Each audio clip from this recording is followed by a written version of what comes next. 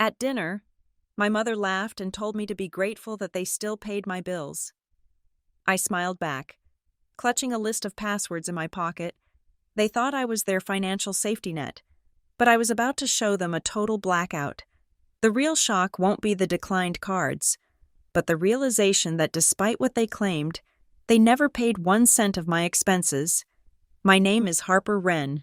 I am 29 years old, and I make my living ensuring that complex supply chains do not collapse under the weight of human error. As the operations manager for Red Haven Freight Systems out here in Port Mason, Oregon, my entire life is dictated by logistics. I know where every container is. I know exactly how much fuel is required to get a truck from Portland to Seattle, and I know precisely who pays for what. In my line of work, a missing invoice is a crisis. In my family home, however, a missing invoice is apparently a gesture of love. It was raining that evening, a typical gray, relentless drizzle that Port Mason was famous for. I parked my sedan 2 blocks away because the driveway was full. My parents, Derek and Moira, had invited the extended family over for what they called a celebration of togetherness, but what usually amounted to a performance review of their children. I walked through the puddles, tightening my coat, feeling the weight of the week's work in my shoulders. I had spent the last 48 hours fixing a routing error that nearly cost the company $50,000. I was tired. I just wanted a warm meal and to make an appearance so my mother would not leave me 6 voicemails about abandonment. When I walked inside, the house smelled of roasted garlic and performative domesticity. My younger sister, Blair, was already lounging on the sofa. Blair was 24, but carried herself with the perpetual, fragile exhaustion of a teenager who had been asked to empty the dishwasher. She did not look up when I entered. She was too busy scrolling through something on her phone, her thumb moving with a rhythmic, hypnotic speed. "Harper, you made it!" My father, Derek, boomed from the dining room. He was already holding a glass of red wine, his face flushed with the kind of confidence that usually signaled he was about to say something completely incorrect. "Hi, Dad," I said, hanging my wet coat on the rack. "Smells good." "Your mother has outdone herself," he said, ushering me toward the table where aunts, uncles, and a few cousins were already seated. Sit. We were just talking about you." That was never a good sign. I took the empty seat between my Aunt Linda and Blair, who finally dragged herself to the table. My stepmother, Moira, emerged from the kitchen carrying a large platter of roast beef. She offered me a tight, strained smile, the kind that did not reach her eyes, but did an excellent job of showing off her dental work. "Glad you could find the time in your busy schedule." "Harper," Moira said, setting the platter down, "we know how important your little job is." I bit the inside of my cheek. "It is not a little job. Moira, I manage regional logistics. But yes, I am glad to be here." The dinner started normally enough. We passed the potatoes. We talked about the weather. We discussed the road construction on Highway 1. But I could feel the tension radiating off my parents. They were exchanging looks, winding each other up for something. It was a frequency I had been tuned into since I was a child. Then, halfway through the meal, Derek tapped his fork against his wine glass. The room fell silent. "I just want to take a moment," my father began, standing up and puffing out his chest, "to say how proud we are of our girls. You know, it is not easy raising children in this economy. It takes sacrifice." I kept eating, staring at my plate. I knew this speech. It was the "we sacrificed everything" speech. "Take Harper here," Derek continued, gesturing a heavy hand toward me. "She has got this fancy title now, but Moira and we are still the ones making sure the lights stay on for her, literally." He chuckled, and a few relatives politely chuckled with him. I froze, my fork hovering halfway to my mouth. "What do you mean?" "Derek," Aunt Linda asked, tilting her head. She was sharp. Linda. She had never quite bought into the mythology my parents liked to spin. "Oh, you know," Moira chimed in, leaning forward with a sympathetic expression. "Harper is doing her best, but the cost of living in Port Mason is just astronomical. We have been covering her utilities and her car insurance for, What has it been? 3 years now? Just to help her get on her feet. My blood ran cold. I slowly lowered my fork. 3 years. For 3 years. I had set up direct deposits. For 3 years. I had seen the money leave my account every single month. I paid my own rent. I paid my own electric. I paid my own insurance. In fact, on the first of every month, I sent an additional $500 to Moira because she claimed they were struggling with the mortgage. "We do not mind." "Of course," Derek said, waving his hand magnanimously. "That is what parents do.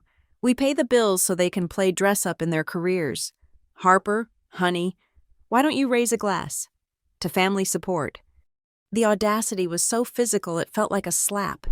He wanted me to toast to his lie.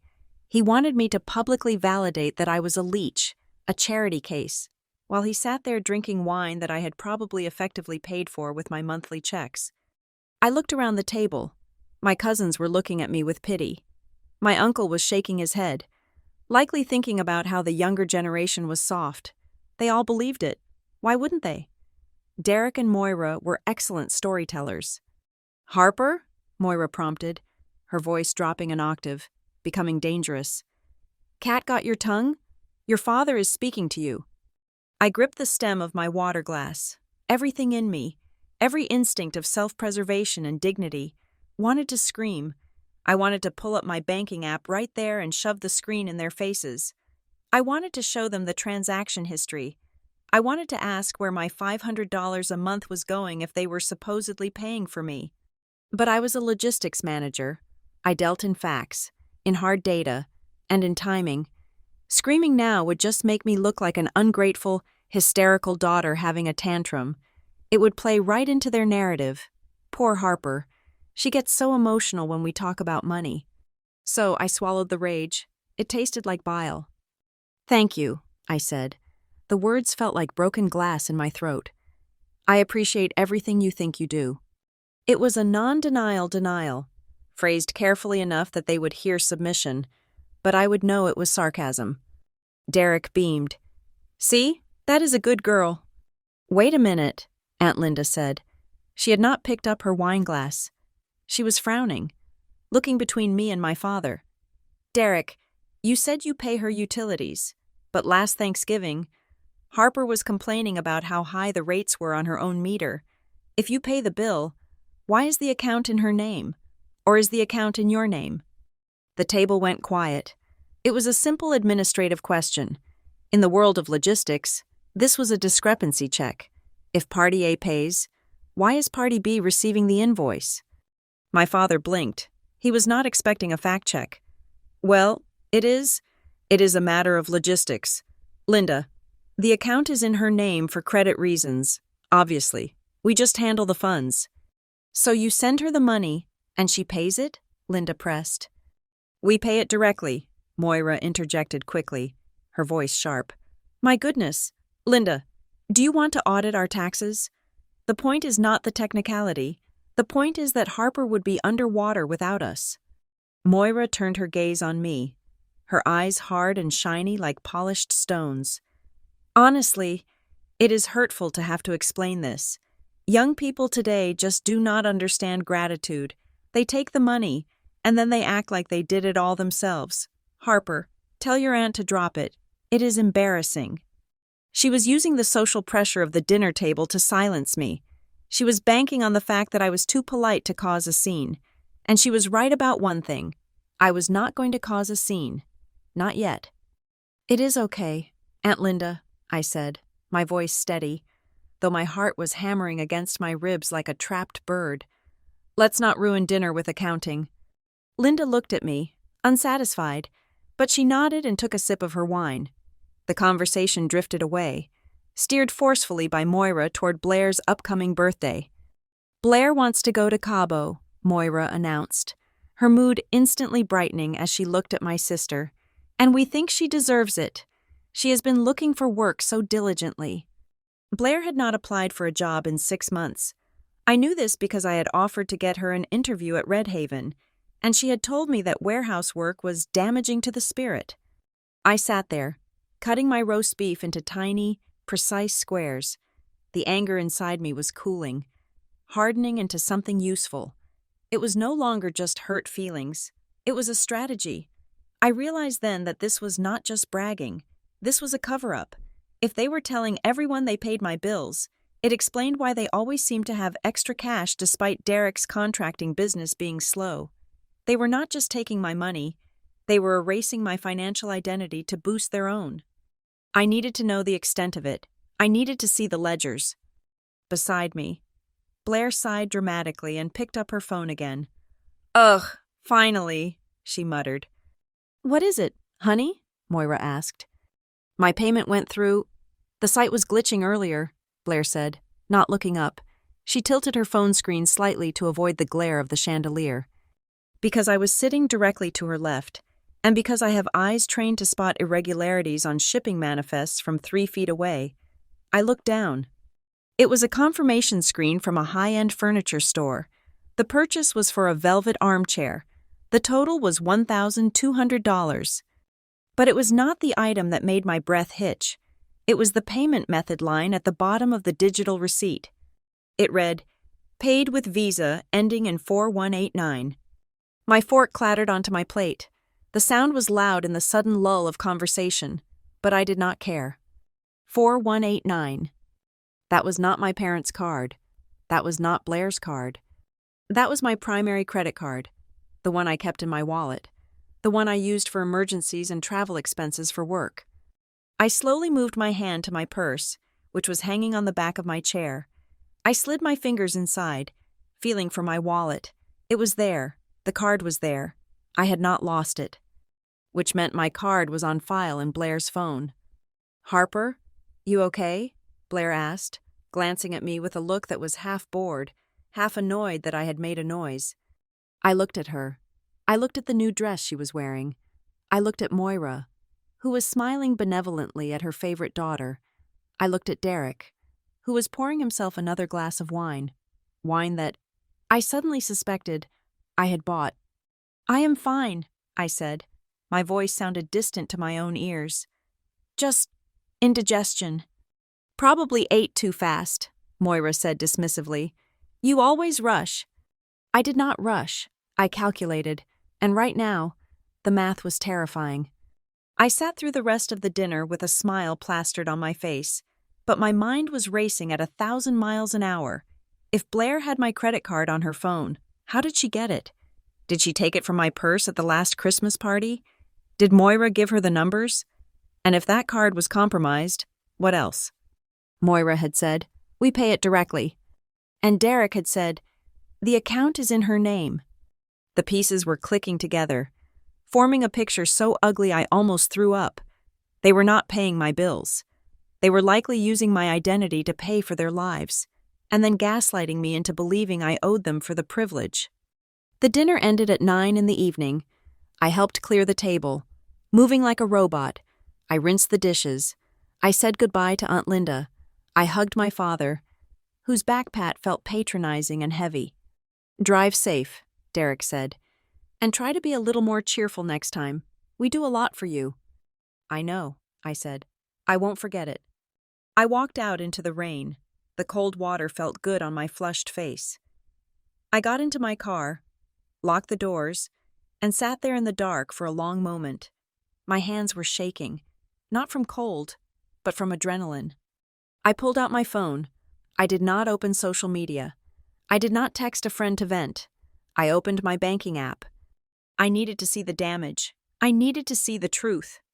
They thought I was the dutiful daughter, the safety net, the one who would always nod and say thank you.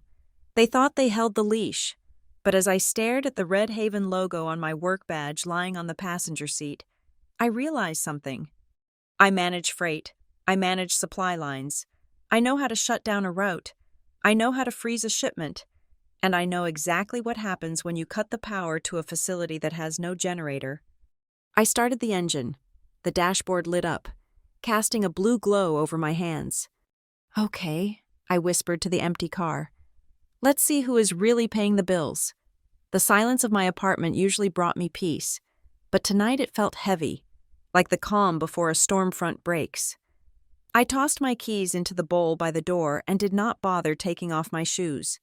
I walked straight to my home office, a converted corner of the living room where I spent my evenings optimizing shipping routes for Red Haven.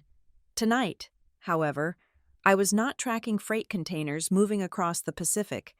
I was tracking where my own life had been leaking out, one transaction at a time. I sat down and opened my laptop. The screen glowed to life, illuminating the dark room with a harsh, blue light. My fingers hovered over the keyboard for a second. I took a deep breath, the kind I usually reserved for when a driver called to say they had tipped a truck over on the interstate. Then, I logged into my primary banking portal. I started with the checking account. At first glance, it looked normal. There were my rent payments, my grocery runs, my gas station stops, but I was looking for patterns now, not just balances. I filtered the transaction history to show only recurring payments and electronic withdrawals. The list that populated was longer than the screen. I felt a cold knot tighten in my stomach.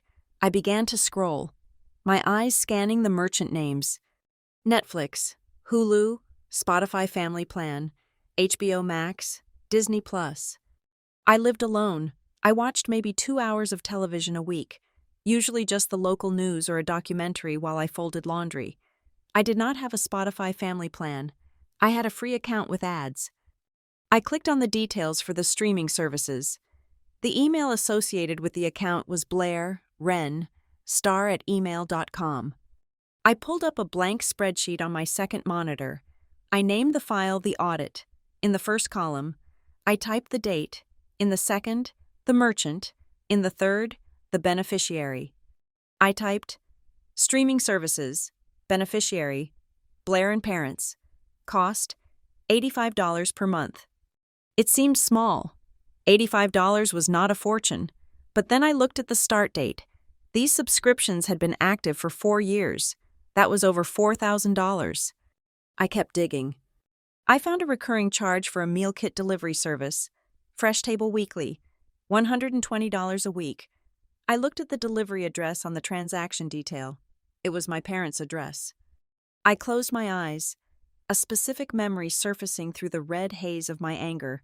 2 years ago. My mother had called me in a panic. She said her debit card had been compromised and frozen, and she needed to order food for a dinner party that night. She asked to use my card just that one time. She promised she would delete it immediately. She had not deleted it. She had set it to auto-renew. I opened my eyes and typed it into the spreadsheet. Meal kit service, beneficiary, mom and dad, duration, 104 weeks, total, $12,480. My hands started to tremble, not from sadness, but from a terrifying clarity. This was not accidental. You do not accidentally leave a card on file for 2 years while claiming to pay my bills. I moved to the credit card statements. This was where I expected to find the furniture charge from dinner. And sure enough, there it was.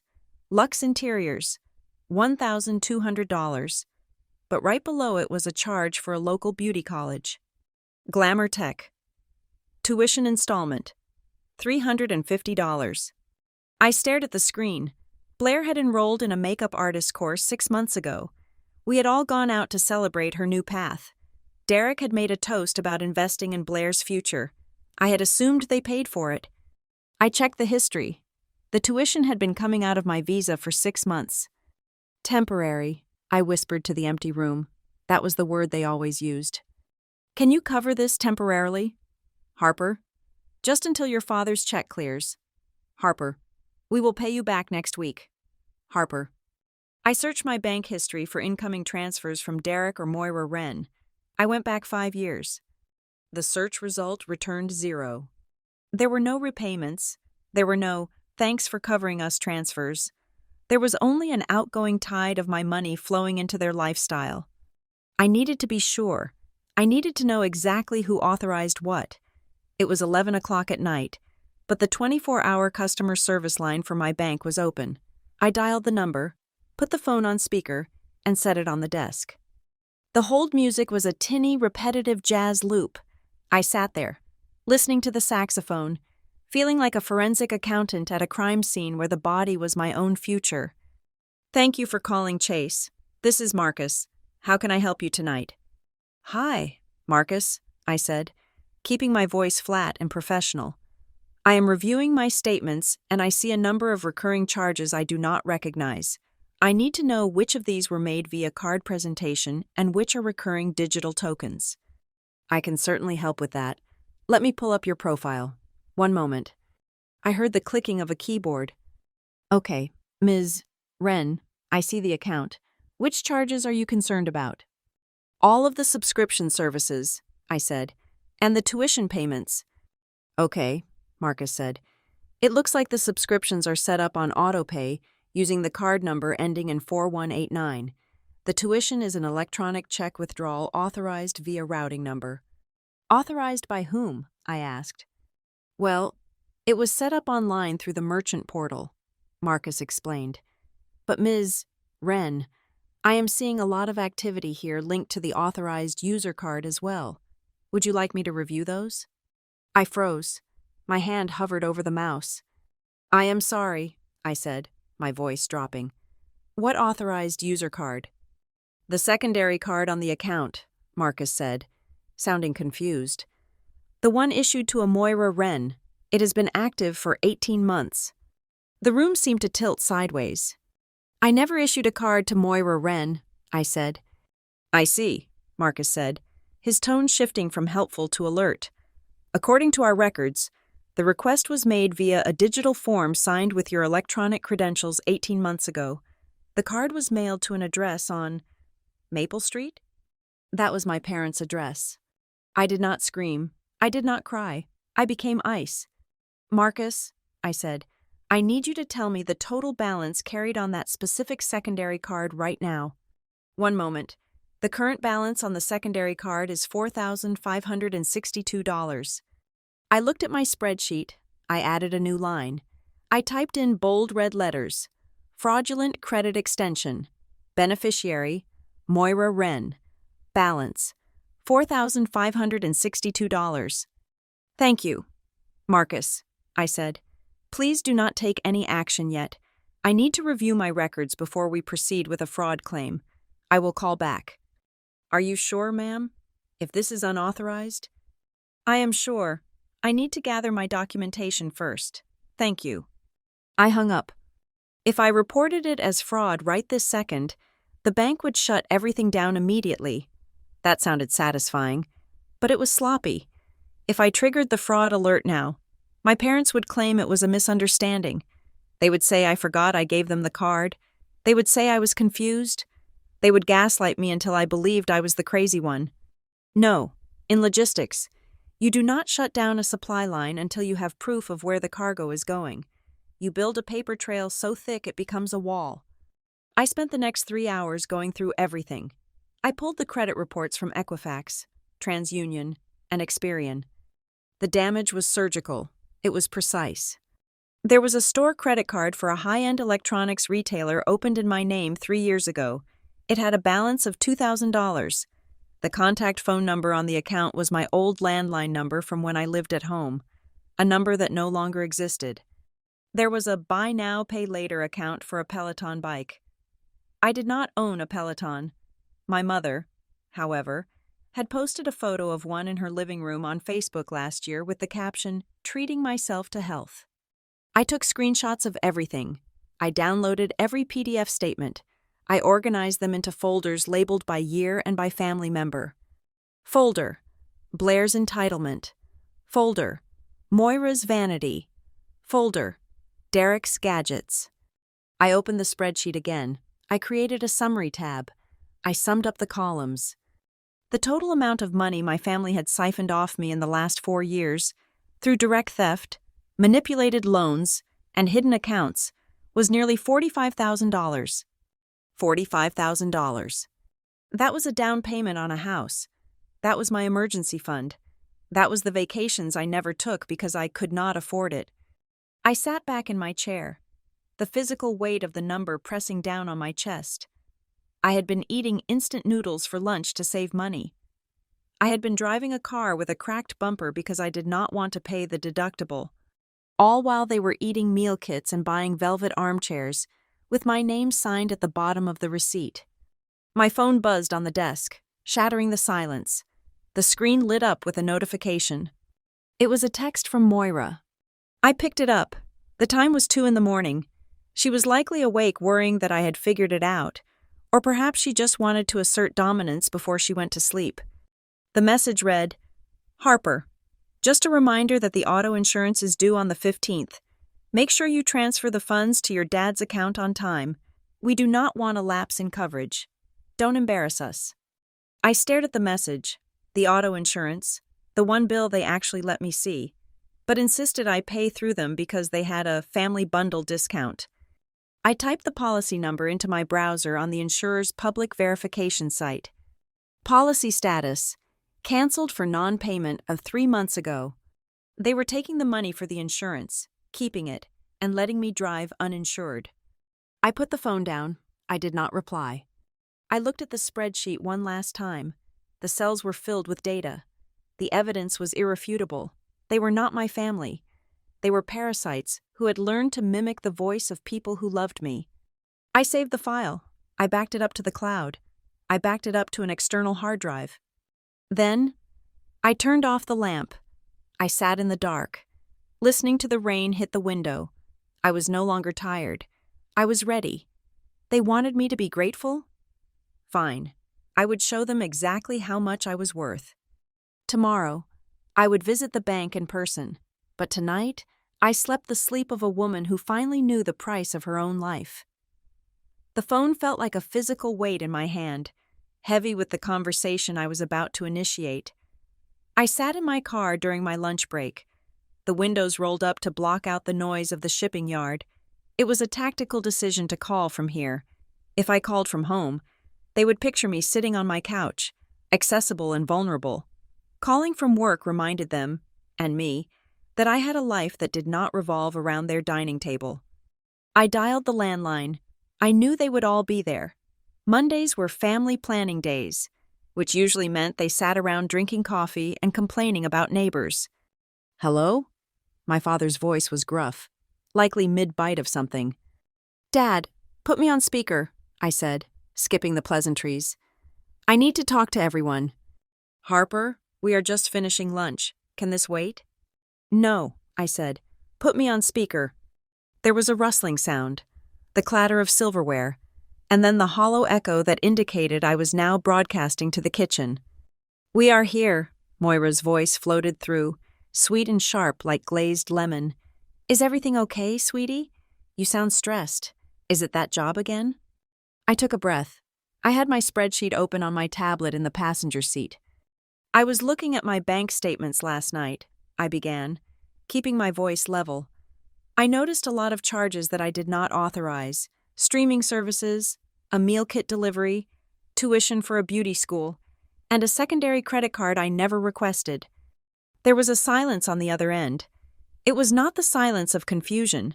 It was the silence of people quickly calculating their next move. "Oh, that," Derek said, his tone shifting to a dismissive chuckle. "Harper, you are being dramatic. We needed to bridge a few gaps this month. You know how the contracting business is. Feast or famine." "Dad, these charges go back 4 years," I said. "And the bridge you are talking about is $45,000. $45,000? Moira laughed, a high, nervous sound. "Do not be ridiculous. You are always so bad with numbers. Harper, you exaggerate everything.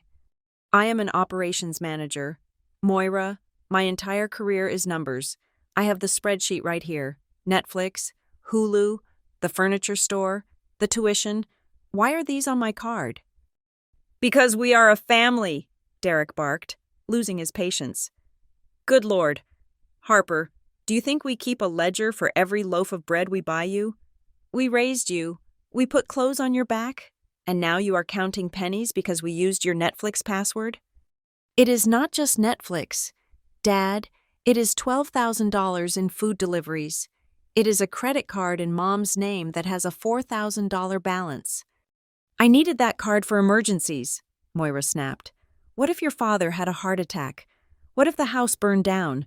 You would want us to be safe, wouldn't you?" Or do you want us to die in the street? Here it was, the pivot. We had moved from financial fraud to my hypothetical desire for their death in less than 60 seconds. If it was for emergencies, I asked, why are there charges for a spa weekend in Napa on it? I needed to decompress, Moira cried out. Raising 2 daughters is exhausting. You have no idea the stress I'm under. And instead of asking how I am, you call us during lunch to accuse me of stealing? I changed your diapers. Harper, I sat up with you when you had chickenpox. Does that mean nothing? It means you were a parent, I said, gripping the steering wheel. It does not mean you get a lifetime subscription to my bank account. Wow. Blair's voice cut in. She sounded bored, as if she were scrolling through her phone while talking. You are being so toxic right now. Harper, you make good money. You have that fancy title. Why are you being so stingy? It is just money. It is my money, Blair, I said, and I saw you bought an armchair with it. It was for my mental health, Blair retorted. I need a dedicated space to study for my makeup course, which, by the way, I am going to ace. You should be supporting my dreams, not tearing me down. Actually, since you are on the phone, I wanted to tell you, I am looking at a new car next week. The Honda is getting old, and I need something reliable for when I start my business. I felt the blood pound in my ears. You are buying a car? Well, we were thinking you could co-sign, Moira interjected smoothly, her voice dropping to a conspiratorial whisper. Just to get the interest rate down. Blair has not built up her credit yet, and yours is so good. We would pay the monthly notes, of course. Like you paid the insurance? I asked. The insurance that got canceled 3 months ago? Dead silence. The air in the car felt thin. I had caught them in a lie they could not spin. Who told you that? Derek demanded, his voice low and dangerous. The insurance company. When I called them because you sent me a text reminding me to pay a bill for a policy that does not exist. You are snooping, Moira hissed. You are snooping around our private affairs. This is a violation of trust. Harper. Trust? I almost laughed. You are spending my money and letting me drive uninsured. If I had an accident, I would be liable for everything. You are so selfish, Moira wailed, and I could hear the tears starting. They were weaponized tears, calibrated to make me feel small. We do everything for you. We host the dinners. We keep the family together. And this is how you repay us? By interrogating us like criminals? If you keep this up, Harper, do not expect to be invited for Christmas. Do not expect your aunts and uncles to look at you the same way. I will tell them. I will tell them you abandoned us when we needed you most. It was a threat, a clear, sharp threat of social isolation. They knew I valued the extended family. They knew I hated conflict. They were betting that the fear of being the bad daughter would outweigh the pain of losing money. But as I listened to Moira sob, I realized something that made the anger settle into cold resolve. They were not afraid of losing my company. They were not afraid of hurting my feelings. They were terrified that the ATM was about to display an out-of-order sign. Why is every single account in my name? I asked again. If you intend to pay, why not put it in your name and have me transfer money to you? Why use my identity? Because it is easier, Derek shouted. Stop asking stupid questions. Okay, I said. My voice was calm now, terrifyingly calm. Okay, what? Blair asked. So you will co-sign the car?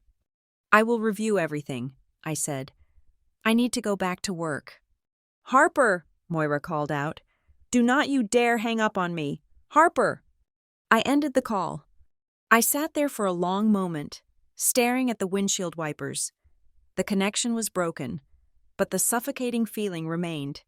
They truly believed they were entitled to harvest my labor.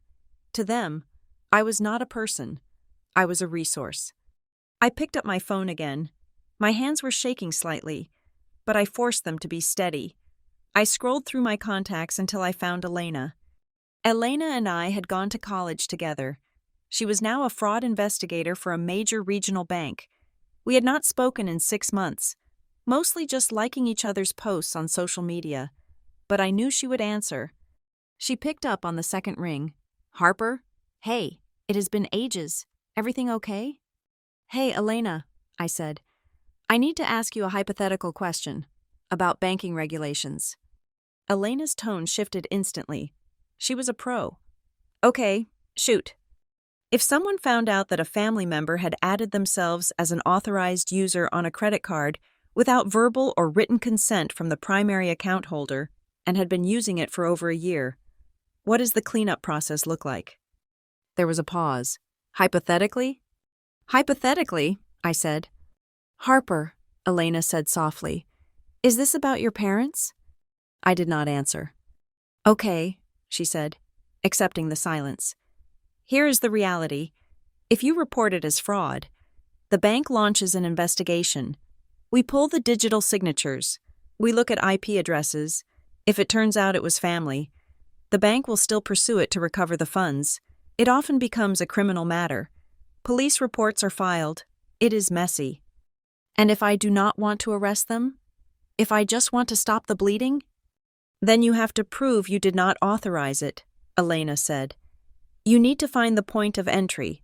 How did they get added? Usually, there is a confirmation email or a letter sent to the address on file. If the address was changed to their house, you would never see the letter. But the email would have gone to you. I check my email religiously, I said. I never saw a confirmation. Check your trash, Elena said. Or your archive. Search for terms like profile update or user added. Sometimes, if they have access to your email, they will delete the notification immediately after they trigger it. I felt a chill run down my spine. If they have access to my email, then you need to change every password you own, right now. But find that confirmation first. That is your smoking gun. Thanks, Elena. Harper, she added before I could hang up. If you do this, you have to be ready for the fallout. Money makes blood turn into water. Protect yourself. I will, I said. I hung up and opened my email app. I did not search the inbox. I went straight to the trash folder. Nothing. The trash emptied automatically every 30 days. I went to the archive. I typed in authorized user. Hundreds of results came up, mostly generic policy updates. I filtered by the name of my bank.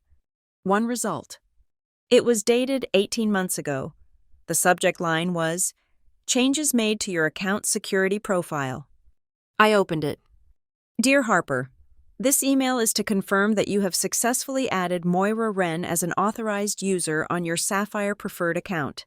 If you did not make this change, please contact us immediately. I looked at the date stamp. October 12th, 2 years ago. The timestamp was 2 in the afternoon. I closed my eyes, searching my memory. October 12th. Where was I? I opened my digital calendar and scrolled back. October 12th. Flight 492 to Chicago. Departure time, 1:30 in the afternoon. Duration, 4 hours. I was in the air. I was at 30,000 feet, somewhere over the Midwest, with my phone in airplane mode and no Wi-Fi access. I could not have approved that request. I could not have clicked the link. Someone had logged into my bank account using my credentials, added Moira, and then, knowing I would be offline flying, logged into my email and archived the notification before I landed. It was not just theft. It was premeditated identity theft, executed with the precision of someone who knew my schedule. I looked at the screen, at the little blue airplane icon on my calendar that proved my innocence. Be grateful, my mother had said. I took a screenshot of the email. I took a screenshot of my flight itinerary. I was done being grateful. It was time to be the person they were actually afraid of. I started the car. I had a lot of passwords to change, and I had a very long list of accounts to close. The audit was over. The execution was about to begin. The lobby of the First National Bank of Port Mason was quiet, smelling faintly of carpet cleaner and old money. I sat in a leather chair across from a relationship manager named Mr. Henderson. He was a man in his 50s with a kind face and a tie that was slightly too wide for the current decade. He had known my family for years. He had given me my first lollipop when I opened a junior savings account at age 10. "I need to see the change log for my contact information," I said, my hands clasped tightly in my lap to stop them from shaking. "Specifically, the physical mailing address." Mr. Henderson tapped on his keyboard, frowning slightly at the screen. "Well, Harper, the system shows that your primary mailing address was updated 14 months ago. All physical correspondence, including statements and card reissuances, has been going to 2412 Maple Street." Maple Street, my parents' house. "I did not authorize that change," I said. "I have lived at my current apartment for 3 years." Mr. Henderson looked uncomfortable. He swiveled his monitor slightly away, a protective gesture. "The system notes say that a digitally signed authorization form was uploaded. It is a standard limited power of attorney form for account management. It allows for administrative changes." "Show it to me," I demanded. He hesitated, then printed a copy and slid it across the mahogany desk. It was a standard form. At the bottom was a digital scrawl that vaguely resembled my signature. It looked like someone had traced my name on an iPad with their finger. It was clumsy, but it was close enough to pass a quick glance. "That is not my signature," I said, my voice dropping to a whisper. "And I never signed a power of attorney giving anyone access to my administrative settings. It was submitted through your verified online portal." Mr. Henderson pointed out gently. "Technically, that validates the signature." "My portal was compromised," I said. "Mr. Henderson, I need you to listen to me very carefully. I am declaring this unauthorized. I want to revoke all third-party permissions immediately. I want the address changed back to my apartment right now, and I want to freeze everything." "Everything?" he asked, blinking. "If we freeze the accounts, any automatic payments will bounce. Your utilities, your rent, any subscriptions." "I know," I said. "Freeze it all, cancel the debit cards, cancel the credit cards, mark the current ones as lost or stolen, issue new numbers, and I want a flag put on my file." I leaned forward. "I want a note that says, 'No changes are to be made via telephone. No changes are to be made online without two-step verification involving a code sent to my new mobile device. And absolutely no information is to be given to Derek, Moira, or Blair Wren.'" Mr. Henderson looked shocked. "Your parents? But Harper, surely—" "Write the note, Mr. Henderson, or I will move my assets to a different bank within the hour." He typed the note. I watched his fingers hit the keys, sealing the blast doors shut. When I walked out of the bank, the sun was trying to break through the Oregon clouds, but I felt cold. I sat in my car and spent the next hour on my phone. I did not just change my banking password. I changed my email password. I changed the password to my cell phone carrier account. I enabled two-factor authentication on everything, linking it to an authenticator app rather than SMS, just in case they tried to clone my SIM card. I was systematically evicting them from my digital life. By the time I got home, it was 6 p.m. The silence in my apartment felt different now. It was a fortified silence. Then, the first domino fell. My phone rang. It was Moira. I stared at the screen. I let it ring. It stopped, then rang again immediately. Then a text message popped up. "The TV is not working. Did you change the Netflix password?" I ignored it. 10 minutes later, another call, this time from the house landline. I let it go to voicemail. 20 minutes later, my cell phone rang again. It was Moira, and this time she left a voicemail. I played it on speaker while I made tea. Her voice was high, tight with panic. "Harper, pick up the phone. I am at the grocery store. The cashier just declined the card. It is embarrassing. Harper, there is a line behind me. Fix this immediately." I took a sip of tea. I did not fix it. At 7:30, the banging on my digital door became a battering ram. My phone was vibrating constantly. "Blair, why is my Spotify free version? All my playlists are gone." "Derek, the internet bill says payment declined. They are threatening to throttle the speed." "Moira, pick up the phone." Finally, at 8 o'clock, I answered. "Hello?" I said, my voice calm. "What is going on?" Moira shrieked. She was hysterical. I could hear the background noise of the car. She was driving home, likely empty-handed from the grocery store. I stood there for 15 minutes. Harper. 15 minutes while they ran that card 3 times. The cashier looked at me like I was a pauper. Do you have any idea how humiliating that is? "I am sorry you had that experience," I said. "I detected a massive security breach on my accounts today. Someone had accessed my banking portal and forged a signature to change my address. I had to lock everything down for an investigation." There was a sudden sharp silence on the other end. "A security breach?" Moira asked, her voice dropping. "Yes. It appears someone has been impersonating me to steal funds and route mail away from my home. It is a federal crime. Mom, identity theft, wire fraud. So the bank froze everything to catch the perpetrator." "Well," Moira stammered. "Well, surely you can unlock it for me. I need to buy groceries for dinner. Your father is hungry." "I cannot unlock it," I lied. "It is a fraud investigation.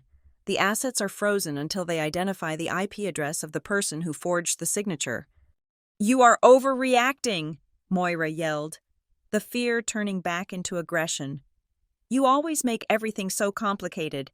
Just call them and tell them it is fine. Tell them it was a mistake."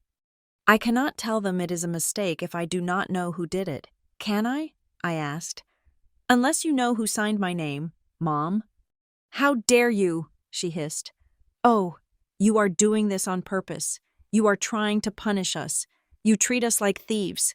After everything we sacrificed for you."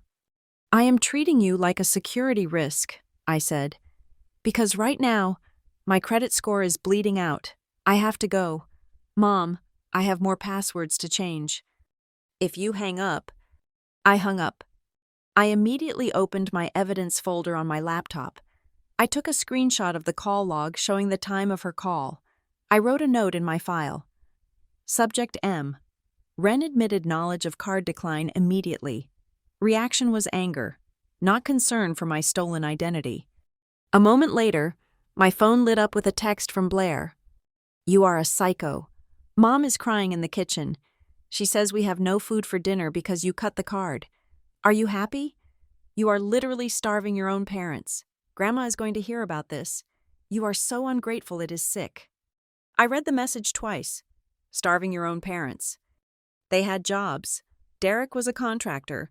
Moira worked part-time at a boutique. Blair claimed to be an influencer. They had income. The fact that the loss of my credit card meant they couldn't buy dinner proved exactly what I had suspected. They were banking their entire paychecks and living exclusively on mine. I took a screenshot of Blair's text. I did not reply. I sat back in my chair, listening to the hum of the refrigerator. It was the only appliance running in my parents' house right now that I wasn't paying for. The doorbell rang. I jumped, my heart hammering. Had they come over? I walked to the door and looked through the peephole. It was not my parents. It was a courier. I opened the door. "Delivery for Harper Wren?" the young man asked. "That is me." He handed me a thick, stiff envelope. "Sign here, please." I signed. He left. I took the envelope into the kitchen and turned on the overhead light. It was from a collection agency. My stomach dropped. I tore open the tab. Inside was a notice of default. I scanned the document, my eyes widening with every line. Regarding personal loan 88392. Principal amount $20,000.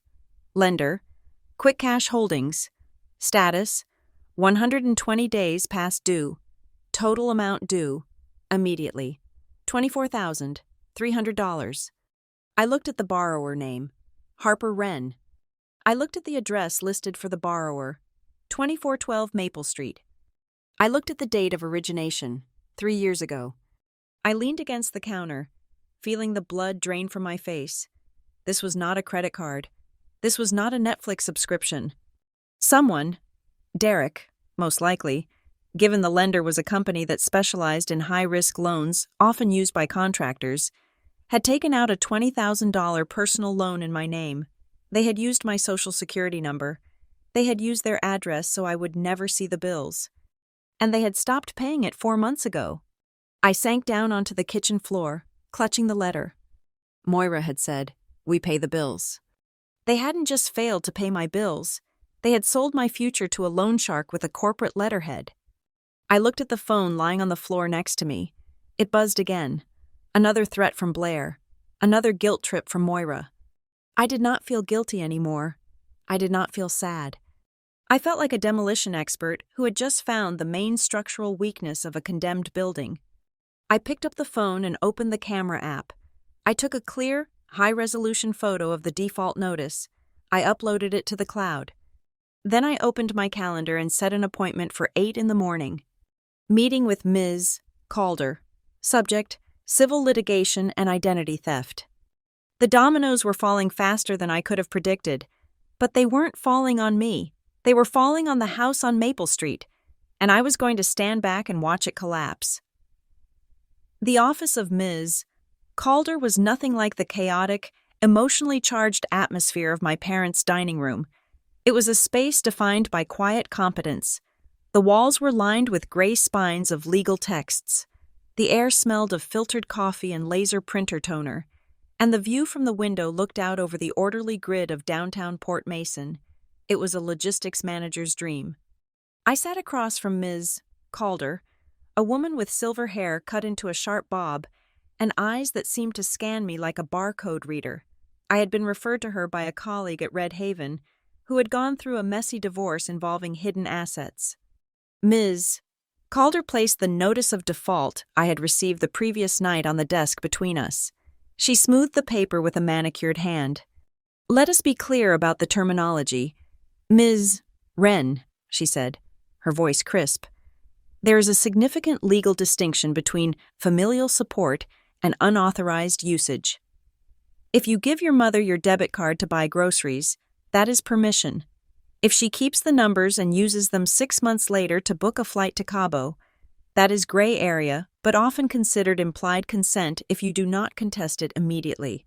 However," she tapped the loan document, "this is neither." "It is fraud," I said. "It is identity theft and wire fraud," she corrected. "Forging a signature on a loan application is a felony. Changing a mailing address to conceal that loan is an aggravating factor. It demonstrates intent to deceive." She leaned back in her chair. "The question is, Harper, what is your endgame? Do you want to see your parents in handcuffs? Because with this document, a prosecutor would likely take the case." I looked out the window. The rain had stopped, leaving the city washed out and cold. I thought about Derek sitting in his recliner, bragging about his contracting business. I thought about Moira showing off her new purse to her friends. Did I want them in prison? "No," I said finally. "I do not want to destroy them. I just want to untie the knot. I want my name off their debts. I want my credit score restored. And I want to ensure they can never touch my financial life again." "You want a scorched earth defense?" Ms. Calder nodded. "Smart, revenge is messy, protection is absolute. Here is how we start. We stop arguing with them emotionally and start engaging them legally." We spent the next hour drafting a document. It was not a lawsuit. Not yet. It was a formal request for verification of debt and authorization. It stated that I, Harper Wren, was conducting a forensic audit of my finances. It listed every suspicious transaction: the streaming services, the tuition, the furniture, and the loan. It demanded that Derek and Moira Wren provide written proof that I had authorized these specific charges within 48 hours. "They won't have proof," I said as I read the draft. "I know." Ms. Calder smiled, a shark-like expression that made me feel very safe. "That is the point. When they fail to provide it, we have established that the debt is invalid. It forces them to either admit they stole it or claim they have proof that does not exist. Both paths lead them into a trap." I left her office feeling lighter. I had a strategy. I was no longer a daughter being gaslighted. I was a plaintiff building a case. I sent the email from my phone before I even started my car. I attached the formal PDF. I copied Ms. Calder. I copied my personal email. Then, I drove back to Red Haven and buried myself in work. By 2 in the afternoon, the first counterattack arrived. It did not come in the form of an email or a call. It came, predictably, through the court of public opinion. My phone buzzed with a notification from Facebook. I rarely checked it, but I had set an alert for my mother's name. Moira had posted a photo. It was a generic image of a bird flying away from a nest, overlaid with cursive text. The caption read, "It breaks a mother's heart when children forget their roots. You sacrifice your youth, your money, and your health to raise them. And the moment they get a little success, they look down on you. They invent stories to make themselves look like victims. Praying for my family today. Ungrateful family. First betrayal." It had 19 likes and 5 comments from her friends, all saying things like, "Stay strong. Moira and kids today just do not understand." I stared at the screen. A week ago, this would have made me cry. I would have called her, begging to know why she was saying these things. I would have apologized just to make the post go away. Now, I just took a screenshot. I saved it to a folder named Defamation and Harassment. Then my phone rang. It was Aunt Linda. I hesitated. Linda was the only one at the dinner who had asked questions. I decided to answer. "Harper?" Linda's voice was hushed. "I am at work, but I had to call you. Your mother called me about an hour ago." "I saw the Facebook post, Linda," I said. "It is not just the post," Linda said. "She is telling people. Harper, she told your Uncle Bob that the reason all your cards were declined is that you lost your job." I laughed. It was a dry, humorless sound.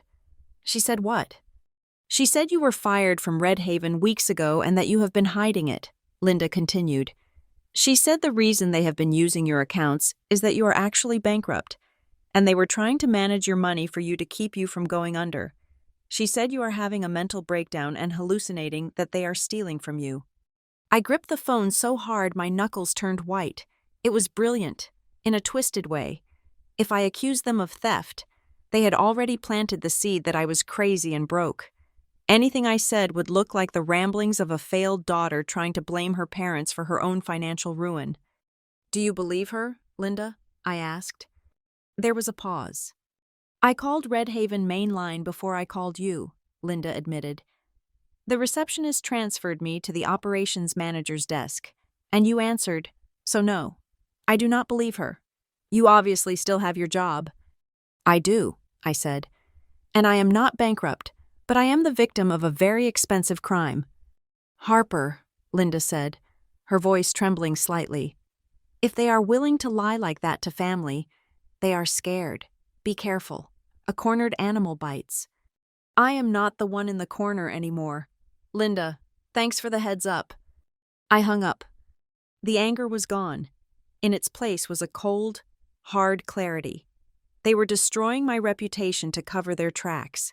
They were willing to burn my professional credibility to save their own skins. I did not reply to the Facebook post. I did not call Uncle Bob to defend myself. Instead, I went home and turned my living room into a war room. I took the large whiteboard I used for brainstorming supply routes and wiped it clean. I drew a timeline across the center. Year 1. Streaming services begin. Year 2. Authorized user added.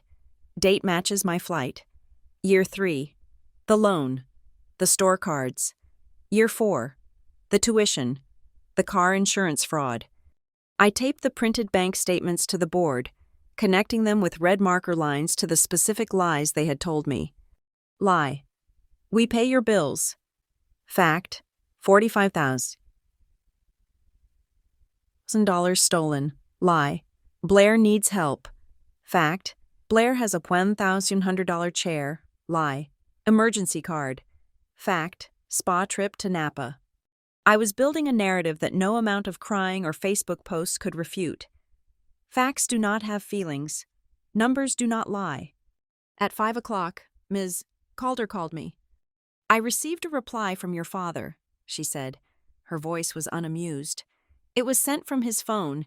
It is informal." "Read it to me," I said. It says, "This is ridiculous. We do not need permission to use family resources." Harper is confused. Tell her to call her mother and stop wasting money on lawyers. That is it? That is it. No proof, no receipts, just deflection. So what is the next step? I asked. We could file the civil suit tomorrow, Ms. Calder said. But I suggest one final maneuver. We offer them an exit ramp. We send a settlement agreement. They agree to repay the principal amount over 5 years, without interest, and they sign an admission of liability that we keep private unless they miss a payment. If they sign, you get your money back and they save their reputation. If they refuse, we sue for triple damages and fraud. Why give them a chance? I asked. After what they said about me today? Because, Ms. Calder said, when we stand before a judge, you want to be the reasonable daughter who tried everything to settle this amicably. It makes their refusal look like arrogance. It makes you look like a saint. Okay, I said. Draft it. Send it. I hung up and looked at my board. There was one loose end I hadn't tracked down yet. In the list of recurring transfers from my primary checking account, the ones I had grouped under miscellaneous, there was a monthly transfer of $200 labeled simply as Transfer to J. Miller. It had started 8 months ago. I had assumed J. Miller was a service provider, maybe a gardener, a handyman my dad used. But now, looking at the board, something clicked. I opened my laptop and went to Facebook. I went to Blair's profile. I scrolled through her photos until I found the one from her last birthday. She was hanging onto the arm of a guy with shaggy hair and a tattoo on his neck. I hovered over his tag. Jason Miller. I froze.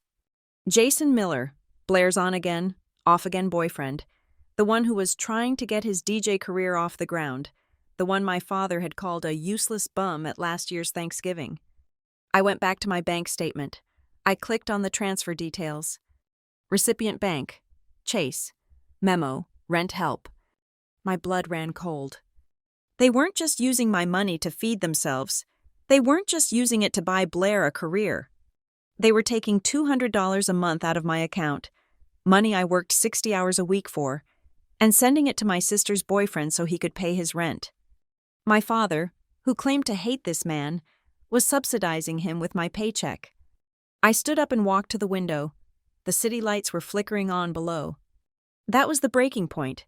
The loan was theft. The spa trip was greed. But sending my money to a man I didn't even know, a man who had nothing to do with our family just to keep Blair happy, that was disrespect in its purest form. I went back to the whiteboard. I wrote Jason Miller in the corner. I circled it in red. Ms. Calder, I whispered to the empty room. Forget the 5 years. Make the term 2 years, and add a clause. I picked up my phone and sent a text to my lawyer. Addendum to settlement offer. They must disclose all third-party beneficiaries of my funds.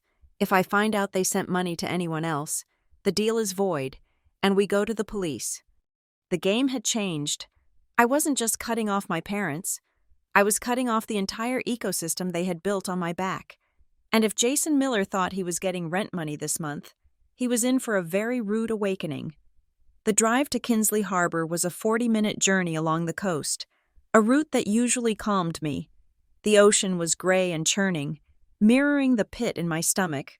But today, the scenery was just a blur. I was not going for a visit. I was going to a trial. My parents had summoned me to my grandmother's house for what they called a family reconciliation. It was a trap. Of course, Kinsley Harbor was neutral ground in name only. It was where the matriarch lived, and in my family. Whoever held the floor at Grandma's house held the moral high ground. I did not go alone. In the passenger seat sat Elena. She was not just my college friend anymore. She was a fraud investigator who knew exactly how to listen to a conversation for inconsistencies. We had discussed the legalities with Ms. Calder in this jurisdiction. As long as one party in the conversation consents to the recording, it is legal. I consented. Elena was there to ensure the device in her purse captured every word, and to serve as a witness who could testify that I was not the hysterical, unstable daughter my mother was painting me to be. "You ready?" Elena asked as I pulled into the gravel driveway. No, I said, putting the car in park. But let's do it anyway. We walked up the porch steps.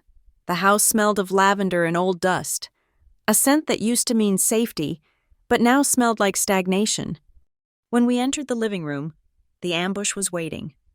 My parents were seated on the main sofa, looking like the survivors of a tragedy. Moira was dabbing her eyes with a tissue. Derek sat with his arms crossed, his face a mask of righteous indignation. Blair was curled up in the armchair, scrolling on her phone, looking bored but tense. Surrounding them were the jury, Uncle Bob, Aunt Linda, and my cousin Sarah. They sat on folding chairs, clearly arranged to create an audience. My grandmother, a frail woman who mostly observed, sat in her rocker by the window. "Harper," my father boomed as I entered. He did not stand up. "And a guest. We said family only." "Elena is my support," I said, my voice steady. "Since you have invited half the county to discuss my finances, I figured I could bring one person." "Sit down," Derek commanded, gesturing to a hard wooden chair placed in the center of the room like an interrogation stool. I sat. Elena took a seat quietly in the corner, her purse positioned on her lap. "We are all here," Moira began, her voice trembling with a rehearsed vibrato, "because we are worried about you. Harper, your behavior lately has been erratic, hurtful." "Cutting off your parents?" Uncle Bob chimed in, shaking his head. "That is cold. Harper, even for you." "I did not cut them off," I said. "I secured my identity." "See," Moira sobbed, turning to Aunt Linda. "She calls it securing her identity. We call it family support. We have always shared everything. When Harper was starting out, who paid for her braces? Who paid for her prom dress? We did. And now, when we need a little help to bridge the gap during a tough economy, she treats us like criminals." "It was not a little help," I said. "It is the principle," Derek shouted, slamming his hand on the armrest. "You are rich, Harper. You have that big job at Red Haven. You make more in a month than I make in 3. Is it so wrong for a daughter to give back to the people who made her? You owe us. You owe us for 18 years of food, shelter, and love. You think that was free?" "So the credit card theft was reimbursement?" I asked. "Is that what you're saying? You took $45,000 as back pay for raising me?" A gasp went through the room. Aunt Linda looked up sharply. "45,000? She is lying," Moira shrieked. "She is making up numbers. It was a few groceries, a few bills." I reached into my bag. I did not scream. I did not cry. I pulled out a stack of papers, stapled neatly in the corner. I stood up and walked over to Aunt Linda, then Uncle Bob, then Cousin Sarah. I handed them each a copy of the summary sheet. "This is a forensic accounting of the last 4 years," I said, my voice cutting through Moira's sobbing. "Page 1 lists the subscription services used by Blair and my parents. Page 2 lists the unauthorized user card issued to Moira Wren while I was on a flight to Chicago. Page 3 lists the tuition payments for Blair's beauty school." The room went silent. The only sound was the rustling of paper. "And page 4, I said, pointing to the document in Uncle Bob's hand. "Page 4 is the personal loan." Derek stood up. His face was a dark shade of red. "Give me that!" He lunged at Uncle Bob and snatched the paper away. "This is private family business. You have no right to show this." "It is in my name, Dad," I said, not backing down. "That is a notice of default for a $20,000 loan taken out with my Social Security number. The proceeds were deposited into your business account. The debt is currently destroying my credit score." I turned to the room. They did not borrow money for groceries. They took out a high-interest loan to fund a failing business and hid the bills from me so I wouldn't know until the collectors came knocking. Uncle Bob looked at Derek. "Derek, is that true? You signed her name on a loan?" "I was going to pay it back," Derek yelled, the veins in his neck bulging. "It was a bridge loan. The contract fell through. I would have paid it back if she hadn't frozen everything and caused a scene." You stopped paying it 4 months ago, I said, before I froze anything. Because I had to eat, Derek roared. I am your father. You are supposed to help me. You ungrateful little… I am not a bank, I said, and I am not your retirement plan. You are selfish, Blair suddenly screamed from the armchair. She threw her phone down on the cushion. You have everything. Harper, you have the nice apartment, the car, the salary. You think you are so much better than us just because you organize boxes for a living? If you just sent the money like a normal sister, I wouldn't have had to take it. The room froze. It was the slip, the admission. Aunt Linda lowered her paper. Blair, what did you just say? I said she is stingy, Blair yelled, doubling down, too angry to realize she had just confessed. I needed that tuition. I have a dream, okay? And Harper could pay for it easily. She just wants to see me fail. She wants to be the only successful one. So yeah, I used the card. So what? She is my sister. She can afford it. Moira grabbed Blair's arm, digging her fingers in. Blair, shut up. Stop talking. No, Mom! Blair yanked her arm away. I am tired of pretending she is the victim. She forced us to do this. If she was generous, we wouldn't have to sneak around. I looked at Elena. She gave me a tiny, almost imperceptible nod. We had it. We had the confession. Thank you, Blair, I said quietly. That clarifies things. I turned back to my parents. You wanted an apology? Here it is. I am sorry I did not stop this sooner. I am sorry I let you believe that my success was your property. You are destroying this family, Moira hissed. Her tears had vanished, replaced by a cold, venomous glare. If you walk out that door with those papers, Harper, you are dead to us. Do you hear me? You will have no mother, no father. I think, I said, looking at the loan document in Derek's hand, that I haven't had parents for a long time. I have had dependents. I walked over to Elena and we both stood up. From this moment on, I announced to the room, any communication regarding my finances goes through Ms. Calder. If you call my work, I will file a harassment suit. If you come to my home, I will call the police. If you attempt to open another account in my name, I will press criminal charges for identity theft. You wouldn't dare, Derek sneered. You are too weak. You always need our approval. I used to, I said. But then I saw the price tag attached to it. It was too expensive. I turned to leave. The relatives were silent, staring at the floor or at the papers in their laps. They knew. The jury had rendered its verdict, even if they were too cowardly to speak it aloud. As I reached the doorway, a thin, raspy voice stopped me. Harper. I stopped. It was my grandmother. She had not moved from her rocker by the window throughout the entire shouting match. I turned to look at her. She was staring at me with a strange intensity, her cloudy eyes fixed on my face. Come here, she whispered. I hesitated, then took a step closer. Goodbye, Grandma. I am sorry you had to see this. She reached out a hand, her skin like parchment paper, and gripped my wrist. Her grip was surprisingly strong. She pulled me down slightly so our faces were level. She looked past me, at Moira, who was standing by the sofa with her arms crossed, fuming. Then she looked back at me. You have her fire, Grandma whispered. I always wondered when it would show up.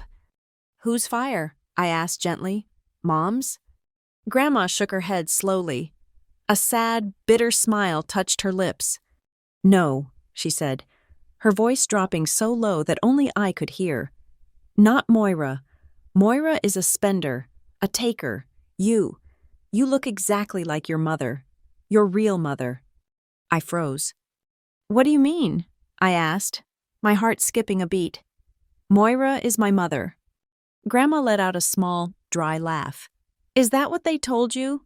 Figures. Easier to steal from a child if she thinks she owes you her life. Grandma, what are you talking about? Ask them, Grandma said, letting go of my wrist. Ask them about the trust fund your mother left when she died. Ask them why they needed to be your parents so badly. She turned her head back to the window. dismissing me. I stood there, the floor feeling like it was dissolving beneath my feet. "Harper," Elena whispered urgently, touching my arm. "We need to go, now." I looked at Moira. She was watching us. Her eyes narrowed, suspicious of the whisper but unable to hear it across the room.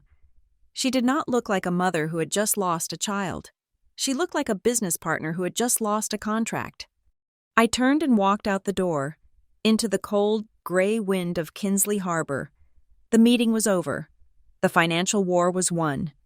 But a new door had just opened, and the darkness behind it was far deeper than just a few credit card bills. "Did you get that?" I asked Elena as we got into the car. "I got everything," Elena said, "including the part where your grandmother just dropped a nuclear bomb." "Drive," I said. "I need to find my birth certificate." The rain in Port Mason had stopped, leaving the air smelling of wet asphalt and ozone, but the storm inside my head had not settled since the confrontation at Kinsley Harbor. 2 days had passed. I had returned to work, moving through the logistics of freight shipping like a ghost, my mind constantly replaying my grandmother's whisper, "You look exactly like your mother." I had always been told I looked like Derek's side of the family. I had been told my mother, Moira, had strong genes that just skipped me. I had been told a lot of things. On Tuesday evening, my phone rang. It was a number I did not recognize, but the area code was local to Kinsley Harbor. "Harper," a shaky voice whispered. "It is Grandma." "Grandma?" I sat up straight at my kitchen island. "Are you okay? Did they—" "They are out," she interrupted. Her voice hurried. "Derek and Moira went to a casino night at the lodge. They think I am asleep. You need to come back, not to the front door. Park down the road. Come to the sunroom door. I left it unlocked." "I will be there in 40 minutes, I said. I drove fast. The roads were empty, stretching out like black ribbons under the headlights. When I arrived, I killed the engine a block away and walked through the damp grass to the back of the house. The sunroom was dark, but a small lamp clicked on as I stepped inside. Grandma was sitting at a small wicker table. In front of her was a metal box, rusted at the corners, smelling of mildew and secrets. "Sit," she commanded softly. I sat. The silence of the house felt heavy, as if the walls themselves were holding their breath. "You asked about your mother," Grandma said, placing a hand on the lid of the box. "And I told you that you have her fire. I should have told you that 25 years ago." "Grandma, Moira is my mother," I said, though my voice lacked conviction. The doubt had already taken root. Grandma looked at me, her eyes wet. "No, child. Moira is the woman who moved in 6 months after your mother left. Moira is the woman who convinced your father that it was better to tell you a simple lie than a complicated truth." The world seemed to tilt. "Left? You mean died?" "She died 3 years later," Grandma said, "in a car accident in Arizona, but she was already gone from this house, not because she wanted to be, but because they broke her." She pushed the box toward me. "Open it." I lifted the lid. Inside were bundles of letters tied with twine, a stack of Polaroids, and a thick envelope with a legal seal. I picked up a photo. It was a woman standing on this very porch, holding a baby. The woman had my eyes. She had my chin. She had a smile that looked guarded, tired. "Her name was Sarah," Grandma said. "You were named after her mother, but Derek changed it to Harper legally when things changed. He said it was a fresh start." "Why?" I asked, my voice barely a whisper. "Why did she leave?" "Because of the money," Grandma said bitterly. "It always starts with the money." She pointed to the legal envelope. I opened it. It was a copy of a trust deed, dated almost 30 years ago. "Your mother came from a family that had done well in textiles," Grandma explained. "Not millions, but enough. When she married Derek, she set up a trust for you, a safety net. She wanted to make sure you would always have options." I unfolded the documents. The numbers were typed in old typewriter font. $50,000. "Adjusted for inflation," I said, my logistics brain automatically calculating. That is a significant amount. It was, Grandma said. But look at the withdrawal history. I turned the page. 1998. Withdrawal. $10,000. Reason. Home renovation. 1999. Withdrawal. $15,000. Reason. Family emergency.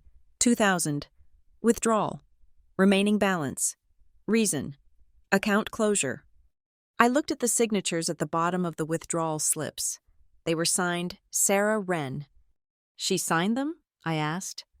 Look closer, Grandma said. I pulled the paper up to the lamp. The signature on the trust deed was elegant, looping, with a sharp slant to the right. The signature on the withdrawal slips was cramped, heavy-handed, and slanted to the left. They forged it, I whispered. Derek and Moira, Grandma said. Moira she was a friend of the family back then. She worked at the bank where the trust was held. She knew how to push the paperwork through. They convinced Sarah that the business was failing, that they would lose the house. They pressured her, and when she refused to liquidate your future to save Derek's gambling debts, they found a way to do it without her. She found out, Grandma continued. She threatened to go to the police. They told her that if she did, they would ruin her. They would claim she was mentally unstable. They would take you away and she would never see you again. They gaslighted her. Harper, just like they are doing to you. They made her believe she was the crazy one. I touched the photo of the woman, Sarah, holding me. I felt a phantom ache in my chest, a grief for a person I had never been allowed to mourn. She left to get legal help, Grandma said. She went to Arizona to stay with her sister and build a case. She wrote to you every week. She sent money when she could. But Moira intercepted the mail. Derek told you she abandoned us. He told you she died of a drug overdose. It was all lies. She was working 2 jobs to get a lawyer to come back for you. I picked up one of the letters. The envelope had been opened, likely by Moira, then stuffed into this box and hidden in the attic. I pulled out the yellowed paper. My darling Harper, if you are reading this, it means you are old enough to choose your own life. I am sorry I'm not there to braid your hair or watch you sleep. There are bad people in this world, baby, and sometimes they look like the ones who are supposed to love us. Do not let them tell you that you owe them anything. You were born free. You owe nothing but your own happiness. I am coming for you. I promise. Just wait for me. Love, Mom. I stared at the letter. The date was 2 weeks before she died. She never made it back, Grandma said softly. And after the accident, Derek and Moira got married, and the gratitude started. I looked up at Grandma. The gratitude. Yes, she nodded. They drilled it into you. Be grateful we took you in. Be grateful we raised you. They made you feel like a burden so you would never ask questions. They made you feel like you owed them your life, so you wouldn't notice they had spent your inheritance on cars and vacations. It made sense. It made a sick, twisted, perfect kind of sense. The guilt trips, the constant demand for thanks, the way they reacted with absolute panic whenever I asked about financial details. They weren't just protecting a few credit card scams. They were protecting a 30-year-old crime. Why didn't you tell me? I asked, my voice cracking. I was afraid, Grandma admitted, looking down at her hands. Derek is my son, and Moira, she knows things. She threatened to put me in a state home if I talked. I was a coward. Harper. I watched them erase her, and I said nothing. She reached across the table and squeezed my hand. But when I saw you standing there the other day, holding those papers, looking Derek in the eye, I saw Sarah. She is not gone. She is in you. And I knew I couldn't die with this box in the attic. I stood up. I took the box. I took the letters. I took the proof of the stolen $50,000. Thank you, Grandma, I said. Go, she whispered. Before they come back, they will be angry tonight. Derek lost money at the tables. I walked out to my car in the dark. I placed the metal box on the passenger seat, strapping it in with the seatbelt as if it were a fragile passenger. I started the engine, but I did not drive. I sat there, gripping the steering wheel. For 29 years, I had believed I was the lucky one, the one who was saved, the one who had to pay back the debt of being loved. I realize now that I was never the daughter. I was the mark. I was the second generation of women they had bled dry. A sob rose up in my throat, violent and sharp. I let it out. I cried for Sarah, who died trying to save me. I cried for the little girl who spent years trying to be good enough for a stepmother who was actually her thief. I cried for the wasted years of guilt. Then I stopped. I reached into the glove box and pulled out a tissue. I wiped my eyes. I wiped the rearview mirror. I wiped the dashboard. I was done crying. Sarah had tried to fight them with love and legal threats, and she had lost because she was alone. I was not alone. I had Ms. Calder, I had Elena, and I had the one thing Sarah never had, the receipts. I put the car in gear and drove away from the house. I did not look back.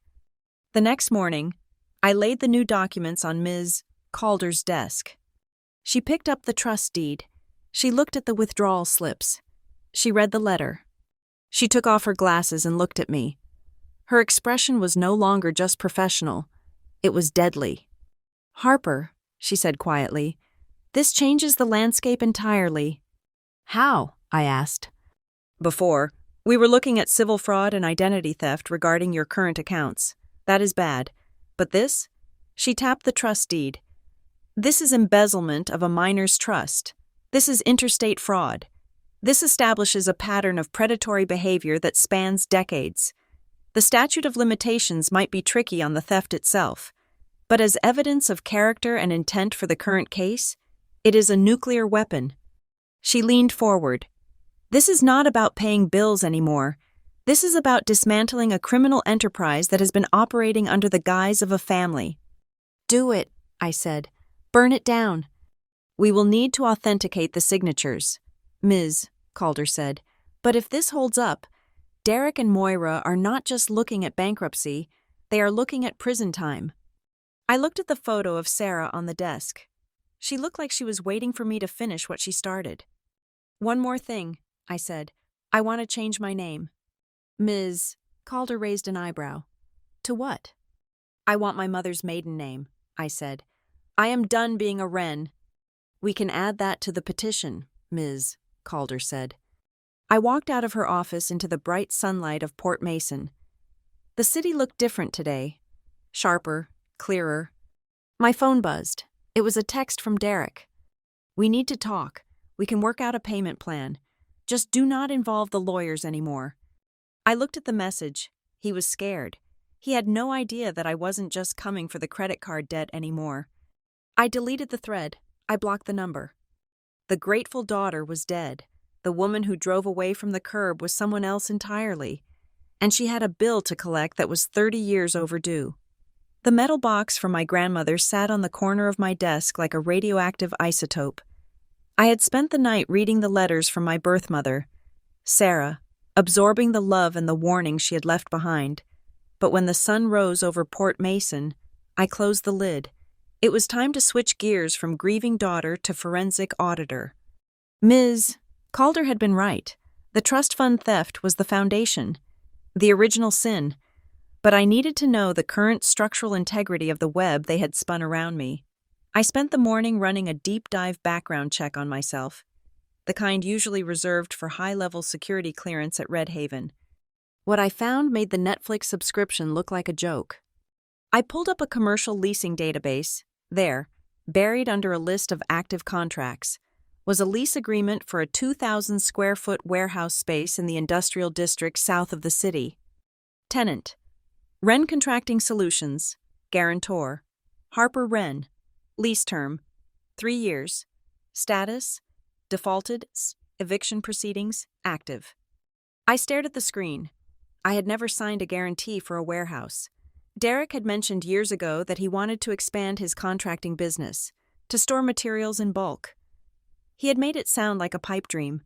Apparently, he had made it a reality using my credit rating. I downloaded the lease application. I wanted to see who had filled it out. Usually, these things require a contact email for the guarantor. I scrolled to the bottom of page 4. Guarantor email: Buren, makeup@email.com. My breath caught in my throat. That wasn't Derek. That wasn't Moira. Ren, Blair. My little sister, who claimed she just wanted to be an artist, who cried about how mean I was for not buying her a car. She hadn't just used my Netflix password. She had impersonated me to secure a commercial real estate lease for our father. I felt a cold flush of betrayal that was sharper than what I felt for my parents. I expected greed from Derek and Moira, but Blair? I had defended her. I had thought she was just a spoiled victim of their parenting. She wasn't a victim. She was an accomplice. I kept digging. I pulled my full credit inquiry report, the hard pulls that ding your score every time a lender checks your history. There were 6 inquiries in the last year from institutions I didn't bank with. 2 were from payday loan centers, 1 was from an online crypto trading platform, and 1 was from a regional bank called Pacific Trust. I called Pacific Trust immediately. "This is the fraud department," I told the representative. "I am seeing an inquiry on my report, and I need to know if an account was opened." "One moment, Ms. Wren. Yes, I see a high-yield savings account opened 11 months ago." "In my name?" "Yes, Harper Wren. But the account is currently flagged for excessive transfers." "What is the phone number associated with the account verification?" I asked. "It ends in 6621. I hung up. I didn't need to ask whose number that was. It was Moira's cell phone. But why a savings account? If they were stealing from me, why open a savings account? Then it hit me. They weren't just taking money out of my accounts. They were using my clean name to hide money.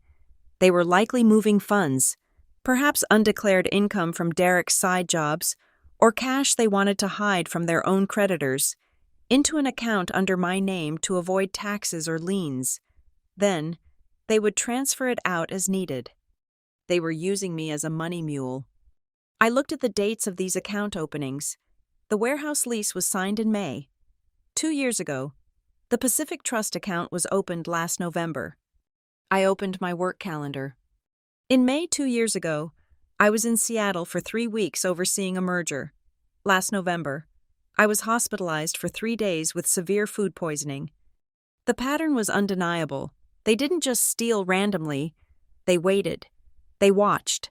They waited until I was physically absent or incapacitated, when my guard was down and I was unlikely to check my mail. And then they struck. It was predatory. It was the behavior of a wolf pack culling the herd. I sat back, the nausea rising again. I had enough evidence now to send them to prison for a decade. Fraud, identity theft, forgery, conspiracy. Ms. Calder had the paperwork ready to file the lawsuit, but there was one last thing I needed to do. I needed to offer them a choice, not because I thought they deserved it, but because I needed to know, beyond a shadow of a doubt, that they were incapable of redemption. I needed to strip away the last tiny voice in my head, the voice of the little girl who just wanted her dad to be proud of her. That said, maybe they are just desperate. I drafted a document. It wasn't a lawsuit. It was a settlement and cease-desist agreement. The terms were simple. 1. They acknowledged the debt of $65,000, including the loan, the warehouse default, and the stolen funds. 2. They agree to a payment plan of $500 a month. 3. They sign a sworn affidavit admitting to the unauthorized use of my identity. 4. If they comply, I will not press criminal charges. I printed it. I called a courier service. "I need this delivered to 2412 Maple Street," I said. "Signature required. Do not leave it at the door." 3 hours later, my phone buzzed. It was a video message. It came from Blair's number. I hesitated, then pressed play. The video was shaky, filmed vertically in my parents' kitchen. Derek was standing by the island, holding my settlement offer. Moira was standing behind him, arms crossed, looking furious. "You see this?" Derek shouted at the camera, shaking the papers. "This is what she sends us. A contract, like we are strangers." He looked directly into the lens, his eyes bulging. "You think you have power, Harper? Because you have a fancy job? Because you have lawyers? You have nothing. You are a sad, lonely girl who thinks money can buy respect. You are hallucinating this debt. We built you. We own you." He took the document, the one chance I was giving them to stay out of jail, and ripped it in half. Then he ripped it again. He threw the confetti of paper onto the floor. "Go ahead," he sneered. "Sue us. See what happens. No judge is going to side with a daughter who attacks her own parents." The camera panned to Blair, who was holding the phone. She turned the camera on herself. She was smirking. "You tried, sis," Blair said, her voice dripping with mock sympathy. "But seriously, give it up. You are embarrassing yourself." Then a text popped up under the video. "Blair, try closing everything. Seriously, do it. See who breaks first. You will be begging to come back for Christmas when you realize you have nobody left." I watched the video again. I watched my father rip up his own lifeline. I watched my sister laugh at the destruction of my credit score. I felt a strange sensation in my chest. It wasn't anger. It wasn't sadness. It was relief. The burden was gone. The guilt was gone. The obligation was gone. They had made their choice. They had chosen the lie over the truth, and the theft over the relationship. I picked up my phone. I typed a reply to Blair. "You will know." I sent it. Then I blocked her number. I swiveled my chair to my second monitor, where my email was open to a draft I had prepared with Elena. Subject: Formal Fraud Report and Evidence Packet.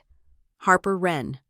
Attached was a PDF file containing 300 pages of exhibits: the timeline, the IP addresses, the flight logs proving I was away during the digital signatures, the handwriting analysis of the trust fund withdrawal, the lease agreement with Blair's email, and the video they had just sent me, proof that they had received the opportunity to rectify the error and had responded with malice. I added one final line to the body of the email. The account holder requests immediate termination of all associated payment instruments and full prosecution of the unauthorized parties identified in the attached video. I hovered the mouse over the send button. "Be grateful," I whispered to the empty room. I clicked. The email swooshed away.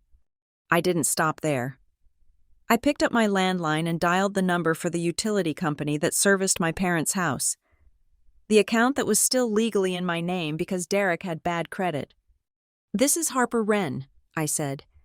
"I am moving out of the service area today. I need to disconnect service at 2412 Maple Street effective immediately." "Certainly, ma'am. We can turn that off by 5 o'clock today."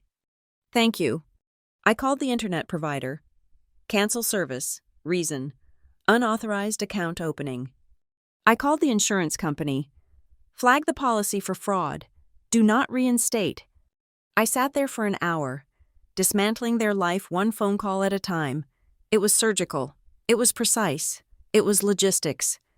By 5 o'clock, the sun was setting. My cell phone, which I had set to Do Not Disturb for everyone except Ms. Calder and Elena, lit up with a notification from my security app. Motion detected at front door. I didn't look. I didn't care. I poured myself a glass of water. The silence in my apartment was absolute. For the first time in my life, I wasn't waiting for the other shoe to drop. I had thrown the shoe out the window. The war was no longer cold. The missiles were in the air, and down on Maple Street, the lights were about to go out. The morning sun hit the glass facade of the Red Haven building, creating a blinding glare that felt appropriate for the day ahead. I sat at my desk, my monitors glowing with shipping manifests, but my attention was entirely on my personal phone. It was sitting face up on the desk, silent, vibrating every few minutes like a ticking bomb. The explosion I had triggered the night before had officially made landfall. At 9 o'clock sharp, the first notification came in. It was an automated email from the local power utility. "Service disconnection notice. Account ending in 332 at 2412 Maple Street has been successfully closed per your request. Final meter reading scheduled for noon today."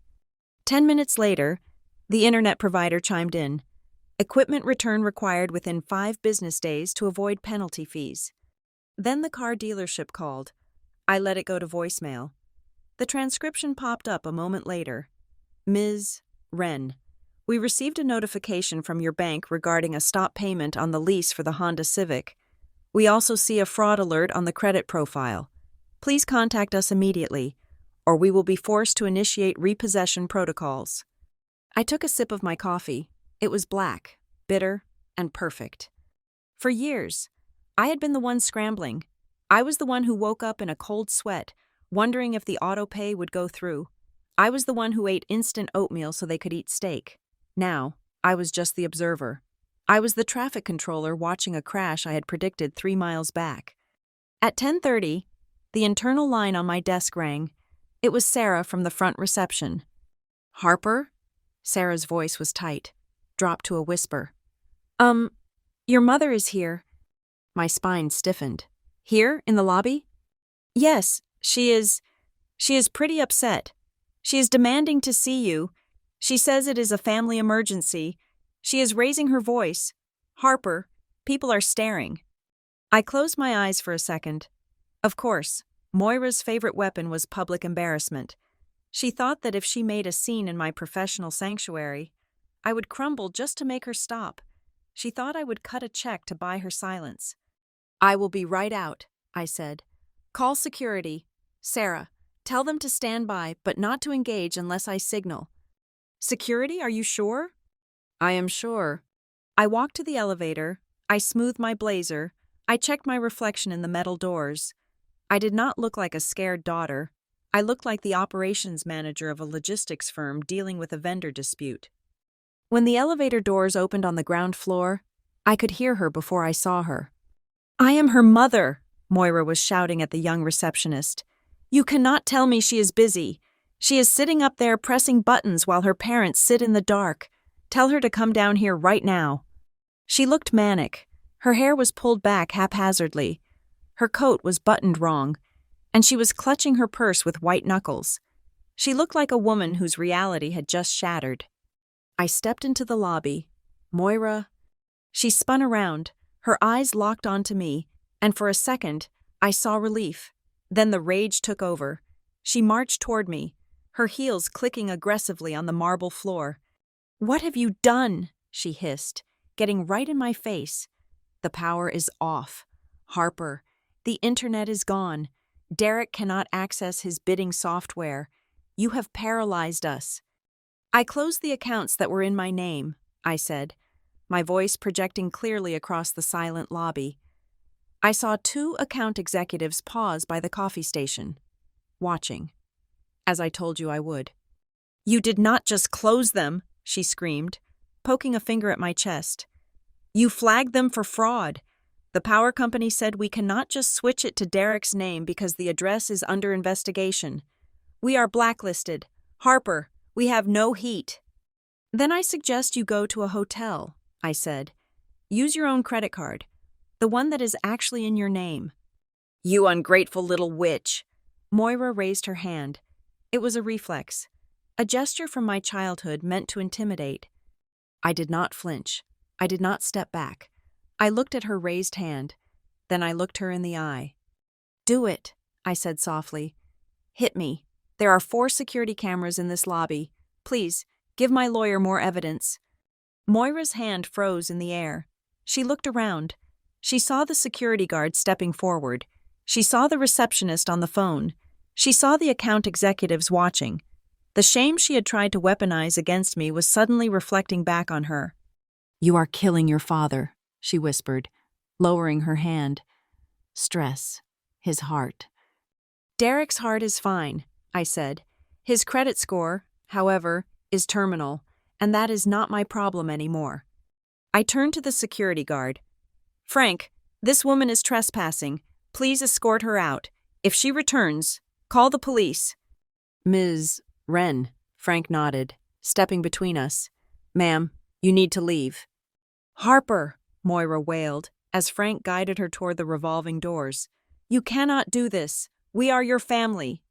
"I have a job to do," I said, turning my back on her. I walked back to the elevator. I did not look back. My hands were steady. My heart was beating slow and strong. I went back to my desk and opened my email. There was a new message from Derek. Subject: legal action. Harper, you have crossed the line. This is harassment. You have maliciously interfered with my business operations. I have spoken to a lawyer buddy of mine, and he says we have a case for damages. You cut off essential services without proper notice. We are going to sue you for emotional distress and loss of income. Turn it back on within the hour, or we file. I forwarded the email to Ms. Calder with a single question mark. She replied 4 minutes later.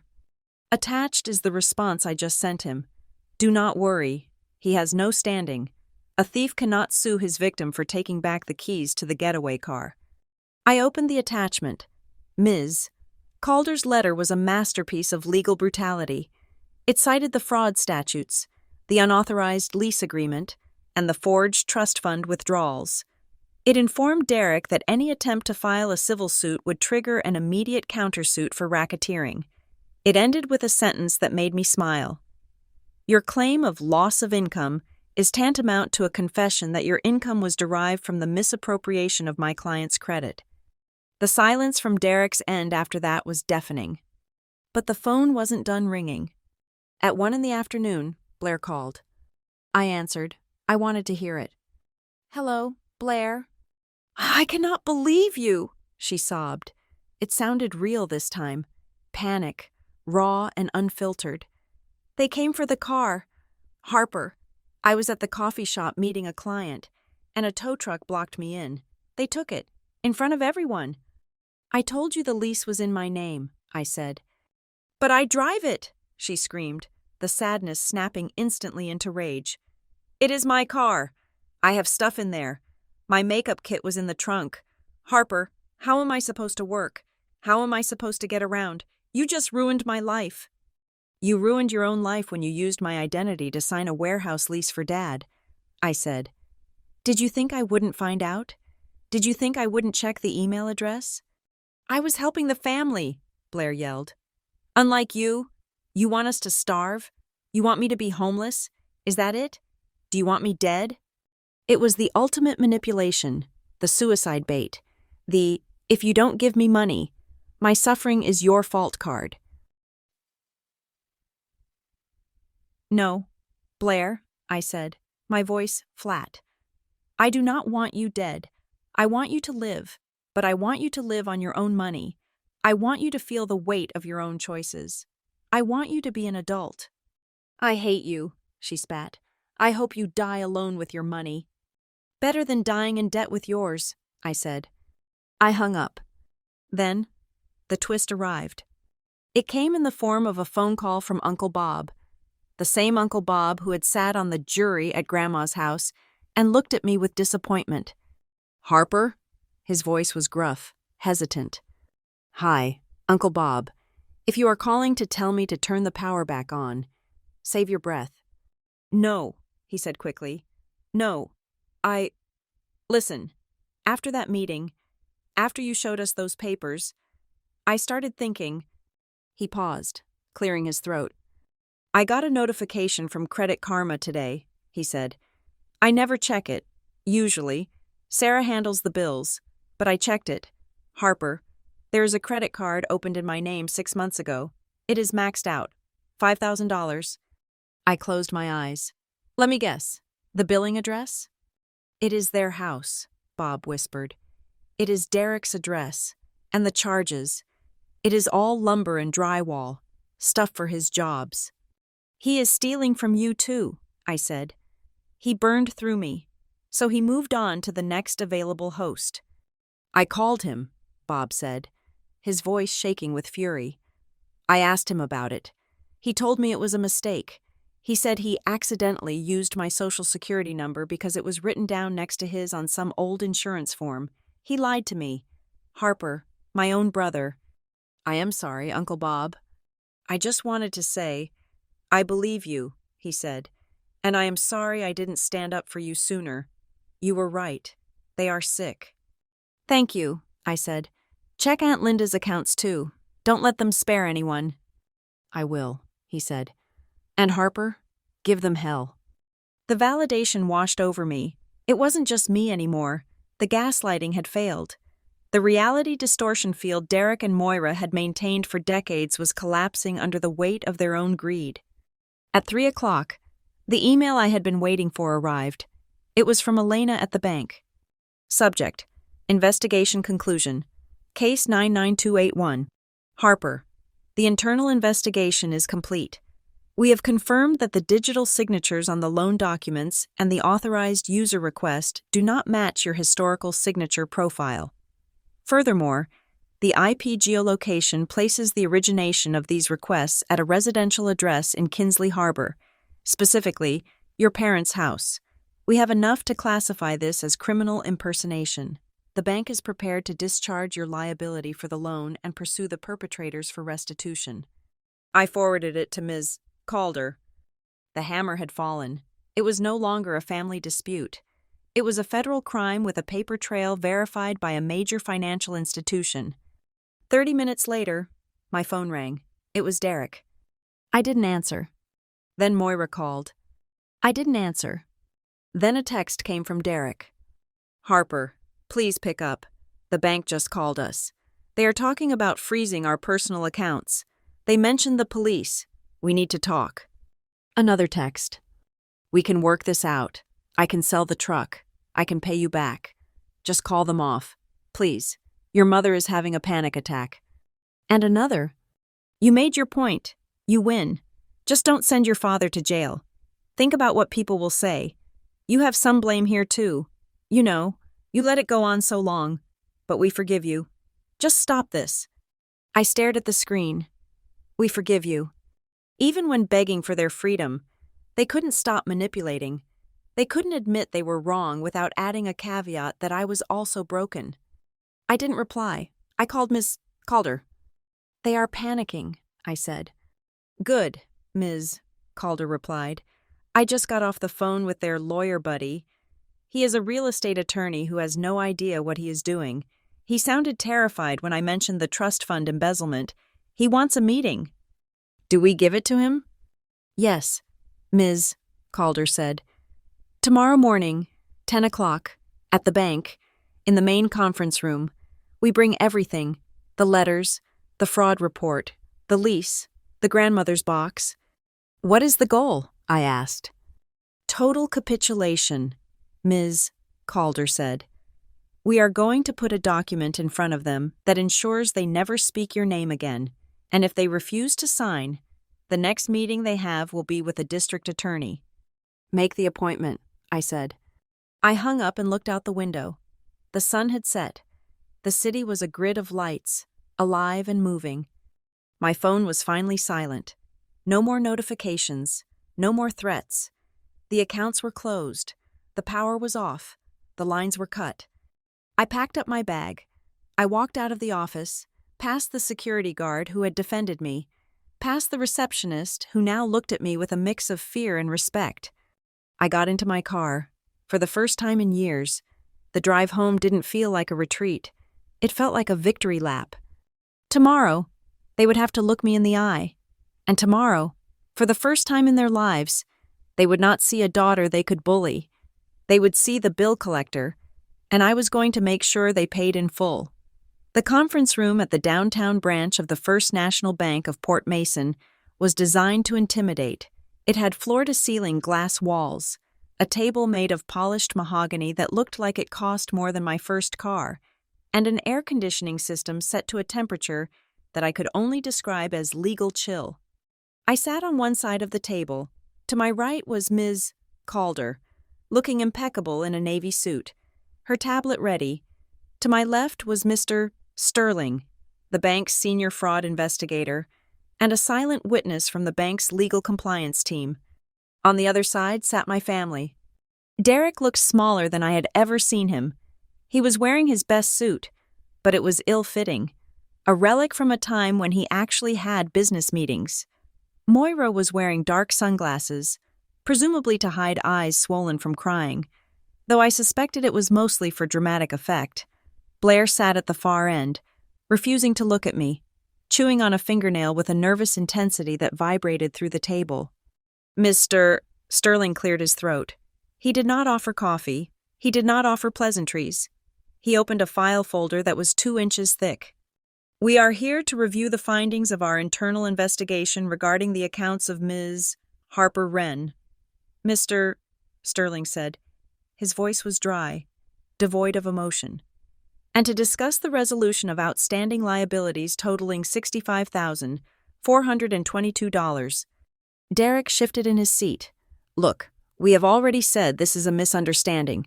It is a family dispute. We can settle this without—" "Mr. Wren." "Ms." Calder interrupted, her voice cutting through the air like a scalpel. "This is not a dispute. This is a presentation of evidence. Please let Mr. Sterling finish." "Mr. Sterling nodded and tapped a key on his laptop. A large monitor on the wall flickered to life. It displayed a timeline. "On January 4th of last year," Mr. Sterling began, pointing to a data point, "the physical mailing address for the primary checking account was changed. The request was made via a mobile browser." "So," Derek huffed, "Harper probably changed it and forgot. She is busy." "The device ID used to make the change," Mr. Sterling continued, ignoring him, "matches an Apple iPad Pro, Generation 4. The serial number is registered to a Moira Wren." Moira stiffened. She pulled her sunglasses off, revealing eyes that were indeed red, but wide with fear. "Furthermore," Mr. Sterling said, clicking to the next slide, "on the dates of February 12th, March 30th, and April 15th, 3 separate requests were made to increase the credit limit on the Visa signature card. Each time, the bank's system sent a multi-factor authentication code to the phone number on file." "See?" Derek exclaimed, slamming his hand on the table. "She got the codes. She gave them to us. That means she authorized it." "Actually," Mr. Sterling said, "the phone number on file had been changed 20 minutes prior to those requests. It was changed to a number ending in 6621. He looked at Moira. "That is your cell phone number. Mrs. Wren." The room went deadly silent. "The pattern is consistent," Mr. Sterling said, closing the folder. "The security protocols were bypassed by an internal actor who had access to the victim's personal data, but used their own devices to execute the theft. In banking terms, we call this familial account takeover." "It was not a takeover," Moira cried out, her voice cracking. "We were managing it. We were protecting her assets." "By buying a velvet armchair?" I asked quietly. Moira flinched as if I had thrown a stone at her. "And then there is the matter of the transfers," Mr. Sterling said. He turned his gaze to Blair. Blair looked up, her eyes wide. "I didn't do anything. I just used the streaming passwords." "We traced the monthly transfers of $200, Mr. Sterling said. "They went to a Chase account held by a Jason Miller. However, upon further review of the transaction descriptions, we found that Mr. Miller immediately forwarded those exact amounts to a third-party collection agency called Speedy Cash Recovery." Mr. Sterling paused for effect. "That agency holds a defaulted loan in the name of Blair Wren." I looked at my sister. "You weren't paying Jason's rent," I said, realizing the depth of the lie. "You were laundering money through your boyfriend to pay off your own payday loans so Mom and Dad wouldn't find out." Blair's face crumbled. She burst into tears, burying her face in her hands. "I was scared. They were going to garnish my wages." "So you garnished mine instead," I said. "Enough!" Derek shouted. He stood up, his face purple. "This is a witch hunt. You dragged us down here to humiliate us? Fine. You win. Harper, you are the big winner. Are you happy? You want to see your sister cry? You want to see your mother beg? We are leaving." He grabbed his coat. "Come on, Moira. We are not listening to this anymore." "Sit down, Derek," Ms. Calder said. She didn't shout. She didn't raise her voice. She said it with the absolute authority of a judge handing down a sentence. I said, "Sit down, unless you want the next conversation to take place in a holding cell." Derek froze. He looked at the door. He looked at Mr. Sterling, who was calmly typing something on his laptop. He looked at me. He sat down. We are done with the bank's evidence, Ms. Calder said. She reached into her briefcase. Now we are going to discuss the evidence that Harper found. She pulled out a yellowed, brittle piece of paper. It was the trust fund deed from my grandmother's metal box. She placed it in the center of the table. 30 years ago, Ms. Calder said, a trust was established for Harper by her biological mother, Sarah. The principal amount was $50,000. Moira let out a small, strangled gasp. She recognized the paper. The funds were drained, Ms. Calder continued. Over a period of 3 years, the withdrawal slips were signed Sarah Wren. However, we have a sworn affidavit, signed yesterday by Harper's grandmother, stating that she witnessed Derek and Moira practicing Sarah's signature at the kitchen table 3 weeks after Sarah left for Arizona. Derek's face went pale. The bluster, the anger, the righteous indignation, it all evaporated. He looked like a balloon that had been pierced by a needle. That is ancient history, Derek stammered. The statute of limitations has run out on the theft itself, yes, Ms. Calder agreed. But as evidence of a pattern of racketeering and predatory fraud, it is admissible. It proves that this was not a recent misunderstanding or a need for a bridge loan. It proves that for 30 years, your business model has been the systematic financial exploitation of this woman. Ms. Calder leaned forward. This is no longer a civil dispute about credit cards. Derek, this is wire fraud. This is identity theft. This is forgery. And with the bank's evidence combined with this history, I have enough to ensure that you and Moira spend the next 10 years in a federal facility. The silence that followed was heavy, suffocating. The air conditioner hummed, sounding like a distant siren. Moira began to weep softly. It wasn't the manipulative crying she used at dinners. It was the terrified weeping of a woman who realized the walls were closing in. "What do you want?" Derek whispered. His voice was hoarse. He wouldn't look at me. "I want it to end," I said. I looked at them. I looked at the people I had spent my life trying to please. I looked at the people I had bought dinners for, the people I had apologized to for being too successful. I saw them for what they were. They weren't powerful. They were pathetic. "I am not doing this for revenge," I said, my voice steady. "I am doing this because it is the only way to stop you. You cannot help yourselves. If I leave a crack in the door, you will break in. So I am welding it shut." Ms. Calder slid a thick document across the mahogany table. "This is a confession of judgment and a repayment agreement," Ms. Calder explained. "It states that you admit to the debt. You agree to repay the principal amount of $65,000 over a period of 10 years. The interest is waived. However, if you miss a single payment, or if you ever attempt to use Harper's name, social security number, or image for any financial purpose again, the full amount becomes due immediately, and we proceed with criminal prosecution." Derek stared at the pen lying on top of the document. "And," I added, "you will sign a document relinquishing any claim to familial support in the future. No more guilt trips, no more we paid your bills stories. You admit, in writing, that I owe you nothing." Derek picked up the pen. His hand was shaking. He looked at Moira. She nodded, her face buried in a tissue. He signed. He pushed the paper to Moira. She signed. He pushed it to Blair. She signed, sniffing loudly. Ms. Calder took the document back. She checked the signatures. She stamped it. "It is done," Ms. Calder said. "The bank will release the fraud hold on your personal accounts, but Harper's accounts remain closed. You are free to go." Derek stood up. He looked old. He looked tired. He looked at me, and for a second, I thought he was going to say something. Maybe apologize. Maybe try one last, "I am your father." But he didn't. He realized that the currency he had used to control me, guilt, was no longer legal tender. He turned and walked out. Moira followed him, clutching his arm. Blair lingered for a second, looking at me with red, puffy eyes. I am sorry about the car," she whispered. Get a job, Blair, I said. It is the only way you will ever really own anything. She nodded and ran after our parents. The door closed. The room was quiet. Mr. Sterling closed his laptop.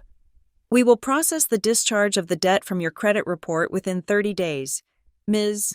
Wren, you should see your score recover in about 3 months. Thank you, I said. I walked out of the bank with Ms. Calder.